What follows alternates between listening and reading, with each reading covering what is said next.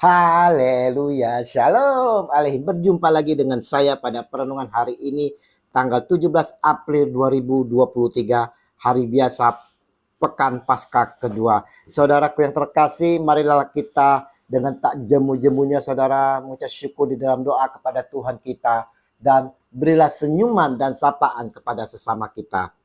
Mari kita awali perenungan pagi hari ini dengan tanda kemenangan kita dalam nama Bapa dan Putra dan Roh Kudus. Amin. Dilahirkan kembali. Bacaan liturgi hari ini diambil dari Kisah Para Rasul 4 ayat 23 sampai dengan 31 dan Injil Yohanes 3 ayat 1 sampai dengan 8. Saudaraku yang terkasih di dalam kasih Kristus, kita semua, saya pastikan saudara ingin masuk ke surga. Untuk itulah kita mengikuti Dia yang kita akui sebagai Tuhan, dan kita dibaptis dan kita rajin ke gereja. Cukupkah itu sebagai jaminan kita masuk ke surga, saudara? Injil hari ini kita lihat dialog antara Nikodemus dengan Yesus. Ia datang pada waktu malam kepada Yesus dan berkata, "Rabi, kami tahu bahwa engkau datang sebagai guru yang diutus Allah. Sebab tidak ada seorang pun yang dapat mengadakan tanda-tanda yang engkau adakan itu jika Allah tidak menyertainya." Yohanes 3 ayat 2. Kita lihat ucapan Nikodemus yang penuh percaya dalam iman siapa Yesus itu.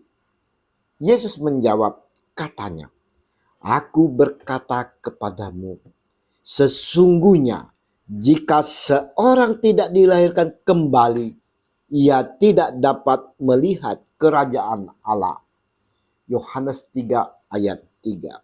Saudaraku, tentunya Nikodemus kaget dan bertanya-tanya, saudara. Kita pun pasti seperti Nikodemus bertanya-tanya. Kata Nikodemus kepadanya, "Bagaimanakah mungkin seorang dilahirkan kalau ia sudah tua? Dapatkah ia masuk kembali ke dalam rahim ibunya dan dilahirkan lagi?" Yohanes 3 ayat 4. Jawab Yesus, "Aku berkata kepadamu, sesungguhnya jika seorang tidak dilahirkan dari air dan roh, ia tidak dapat masuk ke dalam kerajaan Allah. Apa yang dilahirkan dari daging adalah daging, dan apa yang dilahirkan dari roh adalah roh. Janganlah engkau heran, karena aku berkata kepadamu, kamu harus dilahirkan kembali." Yohanes 3 ayat 5 sampai dengan 7.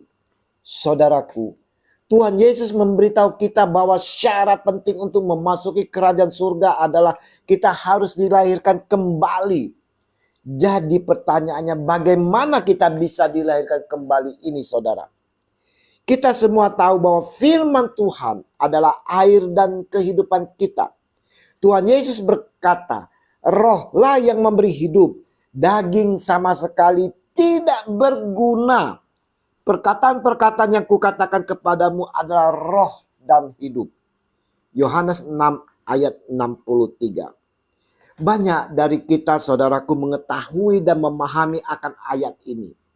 Pertanyaannya, adakah kita mengimani ayat ini sebagai sumber kehidupan kita? Adakah hidup kita dipimpin oleh roh? Tak sedikit dari kita hidupnya masih menuruti kedagingan, saudaraku. Walau sudah dibaptis, kita nyaman, enak dengan hidup kedagingan. Sudah mengakui dosa dan minta pengampunan, kita kembali dan kembali terjun ke lumpur dosa. Perbuatan daging itu nyata, yaitu percabulan, kecemaran, hawa nafsu, penyembahan berhala, sihir, perseteruan, perselisihan, iri hati, amarah, kepentingan diri sendiri, pencideraan, percederaan, roh pemecah, kedengkian, kemabukan, pesta pora, dan sebagainya. Terhadap semuanya itu kuperingatkan kamu seperti yang telah kubuat dahulu, bahwa barang siapa melakukan hal-hal yang demikian, ia tidak akan mendapat bagian dalam kerajaan sorga. Galatia 5 ayat 19-21. Saudaraku, ingat, ini adalah nasihat dari Rasul Paulus, saudara. Saya ulangi, terhadap semuanya itu kuperingatkan kepada kamu, seperti yang telah kubuat dahulu, bahwa barang siapa melakukan hal-hal yang demikian, ia tidak akan mendapat bagian dalam kerajaan Allah. Galatia 5 ayat 21. Dengan perbuatan daging, saudara, kita tidak akan dapat masuk dalam kerajaan sorga. Karena kita manusia telah dirusak oleh setan, saudara, dengan sangat mendalam, penuh dengan kehidupan filosofi setan dan aturan-aturan kehidupan setan.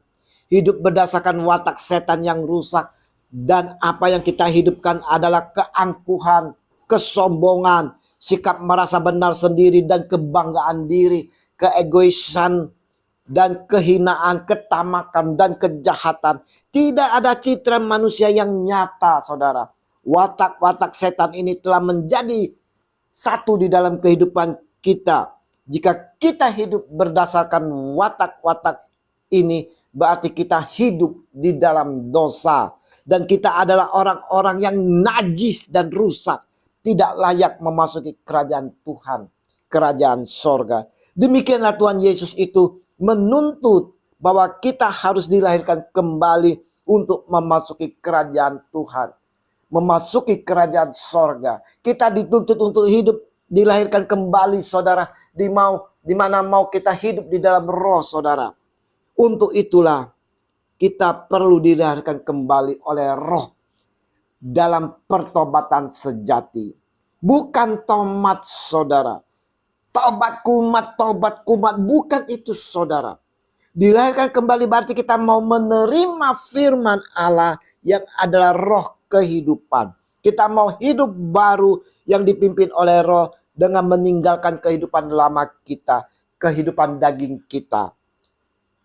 Kalau kita hidup dalam pimpinan roh dan mengikuti ajakannya, tampaklah buah-buah roh itu, saudara, yaitu kasih, sukacita, damai sejahtera, kesabaran, kemurahan, kebaikan, kesetiaan, kelemah lembutan, penguasaan diri. Tidak ada hukum yang menentang hal-hal itu, saudara. Galatia 5 ayat 22 sampai dengan 23.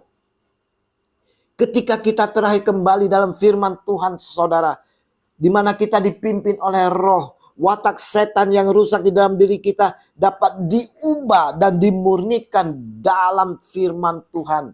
Yaitu seseorang yang hidup berdasarkan firman Tuhan dan menjadi makhluk ciptaan baru.